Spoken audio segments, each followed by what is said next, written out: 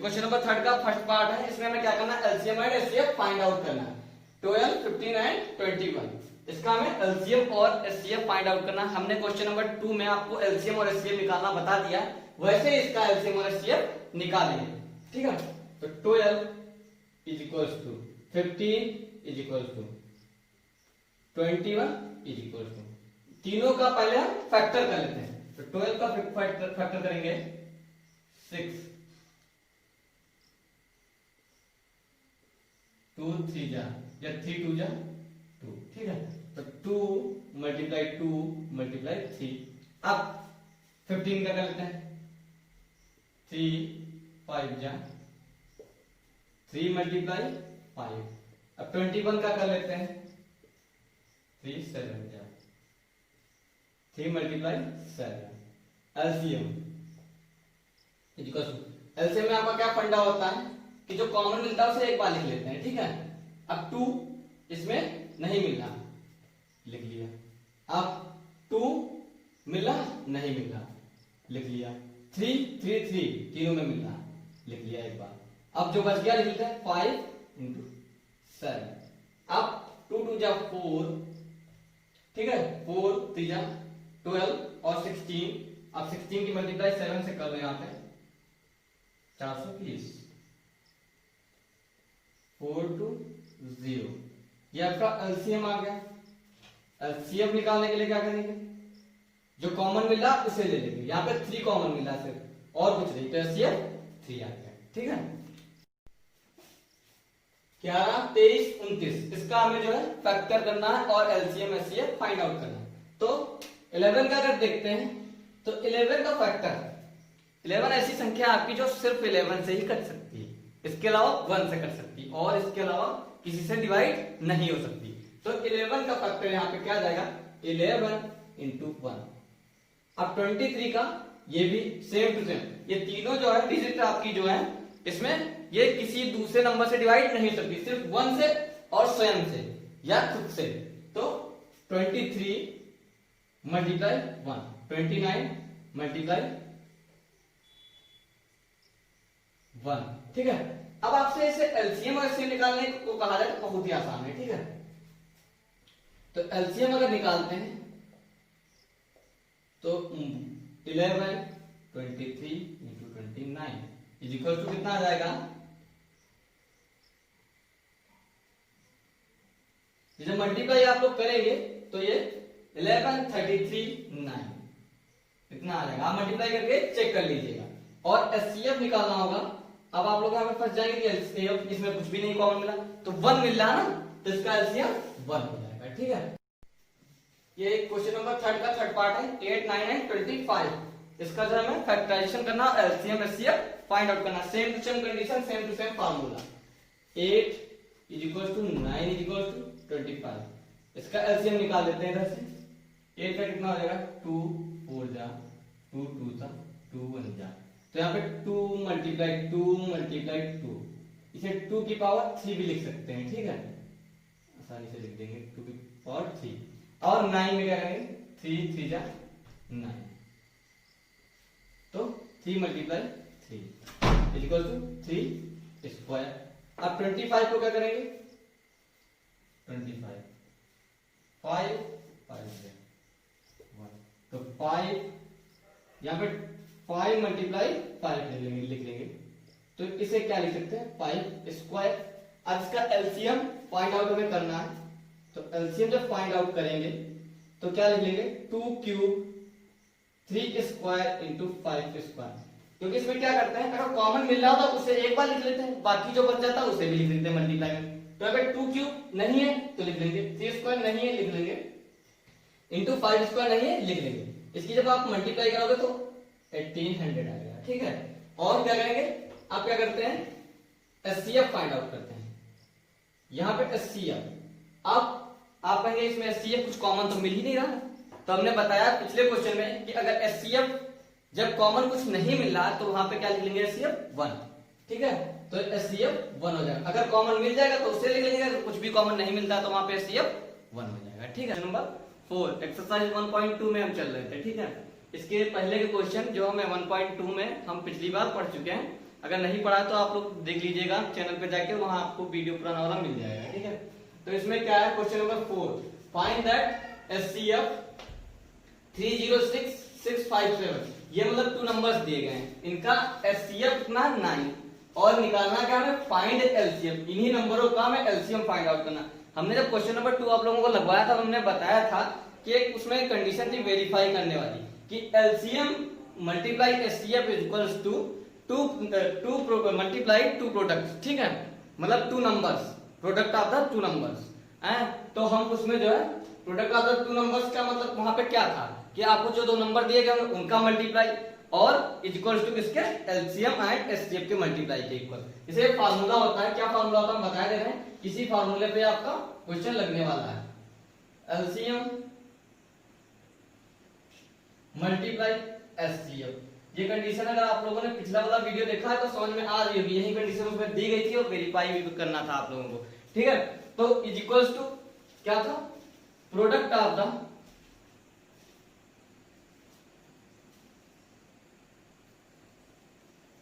2 numbers, यही condition थी आप लोगों के क्वेश्चन नंबर 2 में। उसमें क्या था, एलसीएम एचसीएफ फाइंड आउट करना था और इसमें ये कंडीशन को वेरीफाई करना था। पर अब हम इस क्वेश्चन में हमने बताया भी था कि इस प्रकार के क्वेश्चन में 2 चीजें आप लोगों को 3 चीजें दे दी गई होंगी और एक चीज फाइंड आउट करनी होगी, ठीक है, उसी से हमने बताया था और यहाँ पे उसका यूज हो गया। तो एचसीएफ दे रखा है यहाँ पे और हमें यहाँ पे फाइंड करने के लिए क्या बोला गया, फाइंड एलसीएम, ठीक है। तो हमें एलसीएम फाइंड आउट करना है।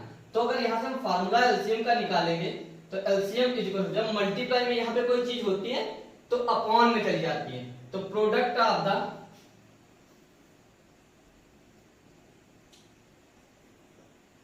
2 नंबर्स, ठीक है, अपॉन क्या हो जाएगा, एलसीएम, सॉरी एचसीएफ, एचसीएफ हो जाएगा ना, क्योंकि एलसीएम की हमें वैल्यू फाइंड आउट करनी है। अब यहाँ पे हम देखते हैं product of the 2 numbers, product of the 2 numbers, यहाँ पे प्रोडक्ट ऑफ द 2 नंबर्स का मतलब मल्टीप्लाई, 2 नंबरों का मल्टीप्लाई।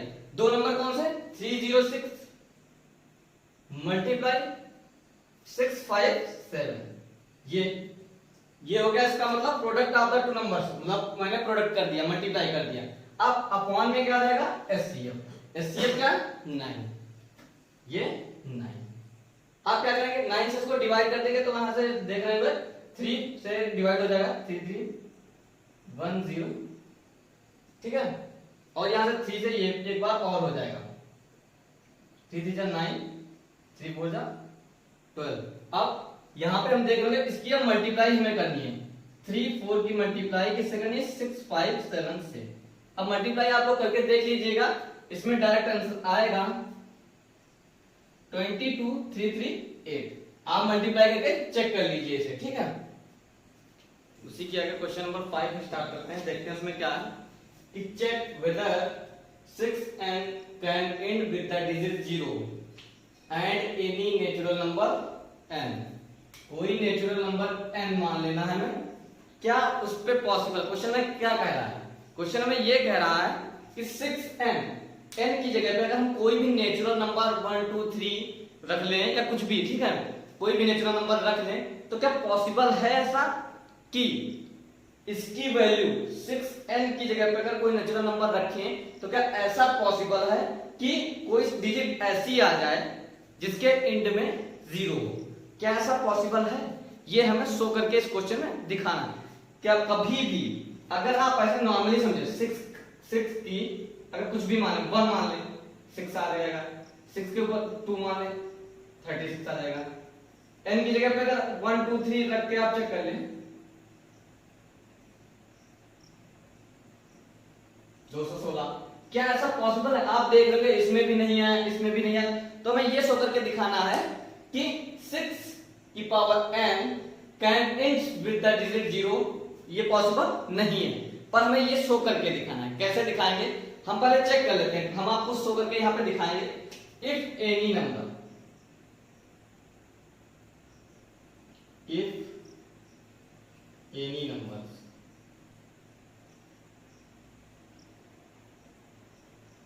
ends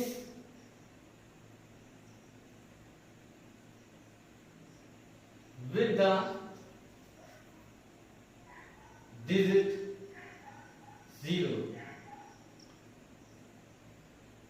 is 10। अगर 6 की पावर में कुछ भी रखेंगे पॉसिबल है 10 आना।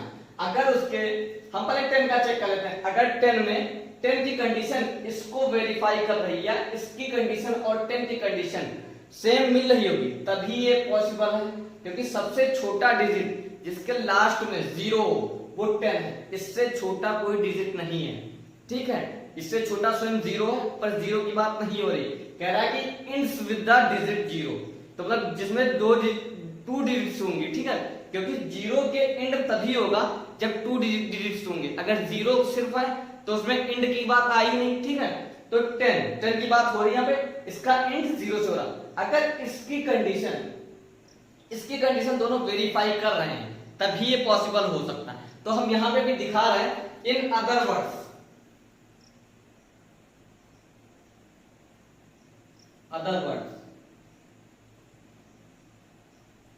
क्या it also be, it will also be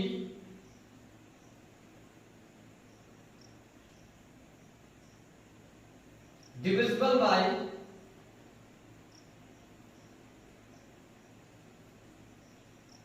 2 and 5 as 10 is equal to 2 into 5। अगर ये 6n वाली जो कंडीशन है 2 into 5, अगर उसके फैक्टर में 2 और 5 दोनों आ रहे हैं तो जरूर ही ये हमारा डिजिट के एंड में 0 आ जाएगा। अगर 2 आ रहा है 5 नहीं आ रहा है तो ये कंडीशन वेरीफाई नहीं करेगा। तो साफ जो है वहीं पे लिख देंगे कि it can not be possible. ठीक, अगर ये कंडीशन वेरीफाइड हो गई तो समझ लो कि ये कंडीशन 6n में 0 लास्ट में आ जाएगा। तो हमें भी यहाँ पे प्रूव करके दिखा रहे हैं। तो प्राइम फैक्टराइजेशन, अब इसका फैक्टर करते हैं। हमने 10 का फैक्टर यहाँ पे करके दिखा दिया। अगर इसके फैक्टर और उसके फैक्टर मिल रहे हैं आपस में तो जरूर 0 आ जाएगा। अगर नहीं मिल रहा है तो साफ लिख देंगे इट इज नॉट पॉसिबल। ठीक है, तो यहां लिखते हैं प्राइम फैक्टराइजेशन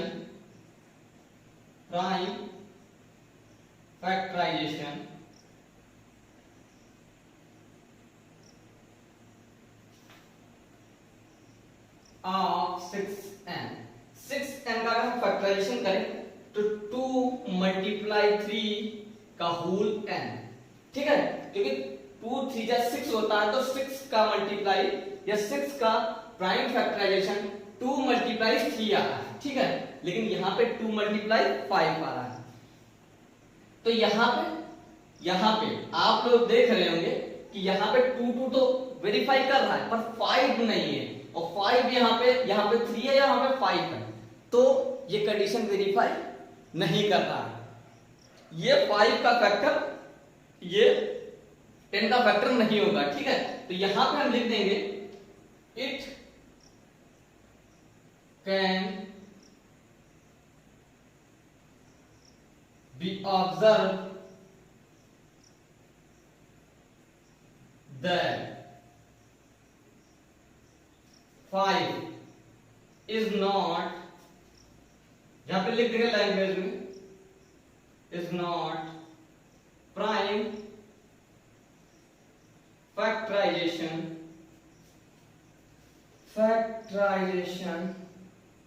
ऑफ इसका 6n। 6n का 5 फैक्टराइजेशन नहीं है। So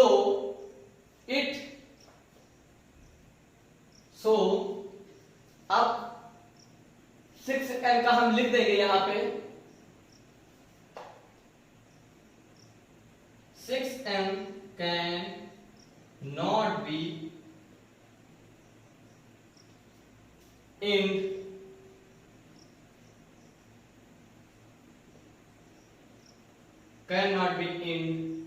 the digit 0।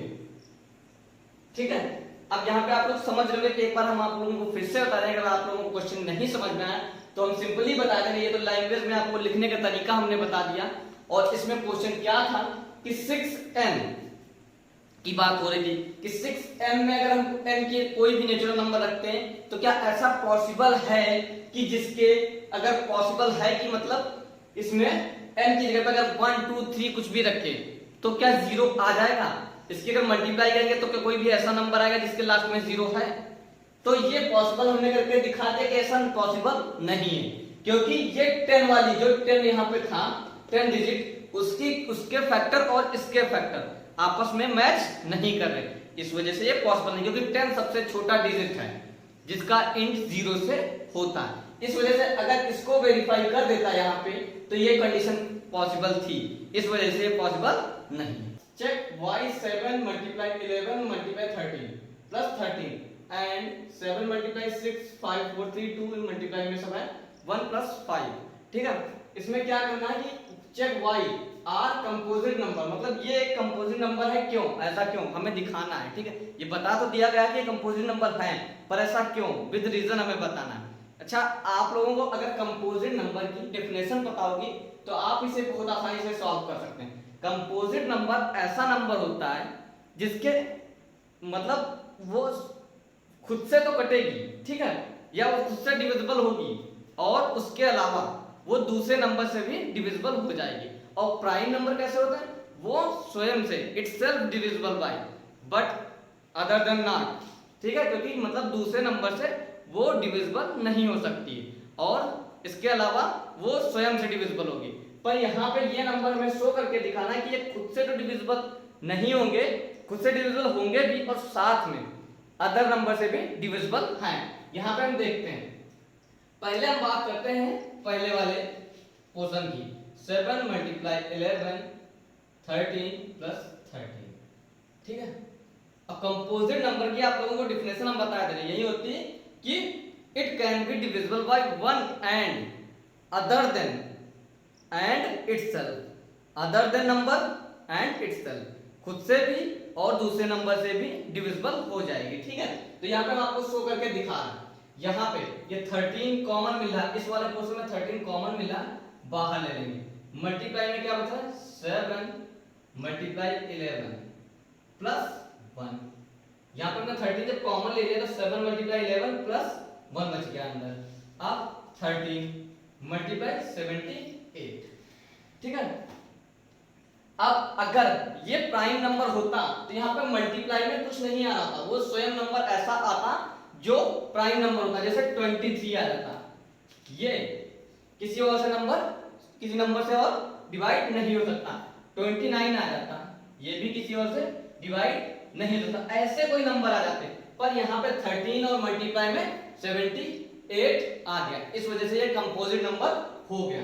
तो लिख देंगे 13 और यहाँ पे 78 को हम एक बार और मल्टीप्लाई करें, 13 मल्टीप्लाई 13 और यहाँ पे कितना हो जाएगा 6। ठीक है, तो 13 and 6 are the factor of this number, so it is a composite number, so it is a composite number।